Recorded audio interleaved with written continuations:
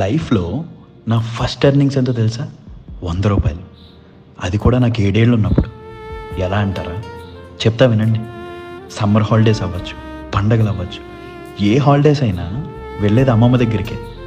అమ్మమ్మ చేసి పెట్టే పిండి వంటలు, ఆవకాయ, స్వీట్స్, అబ్బో! రాయల్ ట్రీట్మెంట్ ఉండేది.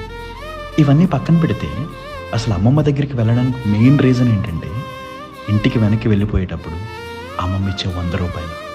అమ్మ ఒక పక్కన ఇవ్వద్దు, చిన్నపిల్లోడికి ఎందుకు అన్ని డబ్బులు అంటున్నా, నువ్వు ఊరుకోవే, నా మనోడికి నేను ఇస్తున్నా, నీకెందుకంటూ మన చేతుల్లో అమ్మమ్మ పెట్టే రూ.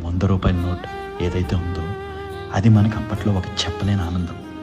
ఒక్కోసారి అమ్మకి తెలియకుండా లోపలికి తీసుకెళ్ళి పోపుల డబ్బాలో ఉన్న డబ్బులు మనకి ఇవ్వడం, అమ్మ డబ్బులు నాకు ఇచ్చేరా అంటున్నా ఇవ్వకుండా దాచుకోవడం, ఆ రూ. 100తో ఏం కొనుక్కోవాలో కూడా తెలిసేది కాదు. 100తో ఏం కొనాలని 100 ప్లాన్స్ వేసేవాళ్ళం. ఇప్పుడు ఎంత సంపాదిస్తున్నా ఆ ఏజ్లో సంపాదించిన రూ. 100కి ఎక్కువ వాల్యూ ఉందనిపిస్తుంది. అమ్మమ్మ ప్రేమతో ఇచ్చే రూ. 100 ఆ రోజుల్లో మనకి కొన్ని కోట్లతో సమానం. ఇవన్నీ తలుచుకుంటూ ఉంటే అనిపిస్తుంది, అలా అమ్మమ్మ నానమ్మల దగ్గరే గారాలు పోతూ ఉండిపోవాల్సింది, ఎందుకు పెద్దవాళ్ళం అయిపోయామని. చేసేదేమీ లేదు కదా. ఆ మర్చిపోలేని రోజులు గుర్తెచ్చుకుంటూ లైఫ్ లీడ్ చేసేయడమే.